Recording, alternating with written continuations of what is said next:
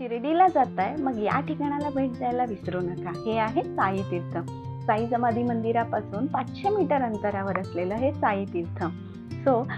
तुम्ही तिकीट्स बघू शकतात कसे आहेत, मी दाखवते तुम्हाला। ह्या प्रकारे तिकीट्स असणार आहेत आणि खूप मस्त इंटेरियर आहे, खूप मस्त लोकेशन आहे। तुम्ही नक्की एक्सप्लोअर करा।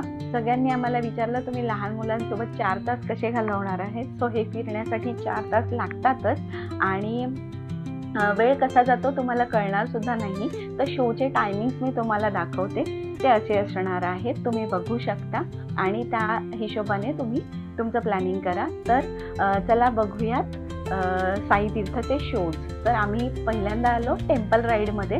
टेम्पल राईडमध्ये अप्रतिम अनुभव आला आणि जर तुम्हाला एक्सप्लोअर करायचा असेल तर तुम्ही नक्की जा।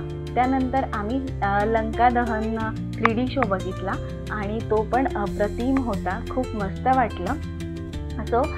तुम्हाला स्वतः तुम्ही लंका दहन करायला गेल्यासारखं वाटतं। त्यानंतर आम्ही नेक्स्ट शो बघितला सबका मालिक 1 आणि त्या सबका मालिक 1 मध्ये पण खूप मस्त वाटलं। साईबाबांचं साई चरित्र आपल्याला बघायला मिळतं की साईबाबा कसे होते, कुठून आले आणि त्यांच्याबद्दल ओव्हरऑल माहिती त्यांनी 1 तासात सांगण्याचा प्रयत्न केलेला आहे। तो 1 तासही कसा निघून जातो तुम्हाला कळणार नाही।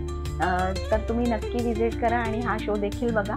पुढचा शो आम्ही बघितला द्वारकामाई। द्वारकामाईमध्ये कॅमेरा अलाउड नाही आहे, पण तरीसुद्धा मी काही बाईट्स घेण्याचा प्रयत्न केला। जर तुम्हाला ते बघायचं असेल तर तुम्ही लॉंग व्हिडिओ नक्की बघा आणि त्यात तुम्हाला अमेझिंग द्वारकामाई बघायला मिळेल। आणि बाहेर आलो तर बघतो तर काय, साईबाबा स्वतः प्रकट झालेले आहेत आमच्यासमोर आणि ते आम्हाला आशीर्वाद देत आहेत, आमच्या मुलांना आशीर्वाद देत आहेत आणि आमच्याशी गप्पा मारतायत। अक्षरशः काटा आला अंगावर, शहारे आले आणि खूप मस्त वाटलं। त्यानंतर आम्ही साईबाबांसोबत आरती सुद्धा घेतली। तेही तुम्ही बघू शकता। तुम्हालाही असा अनुभव घ्यायचा असेल तर तुम्ही नक्की विजिट करा साई तीर्थला आणि मला कमेंटमध्ये नक्की सांगा तुम्ही जाऊन आल्यावर की तुम्हाला कसं वाटलं आणि तुम्ही काय एक्सपिरियन्स केलात। Thank you so much.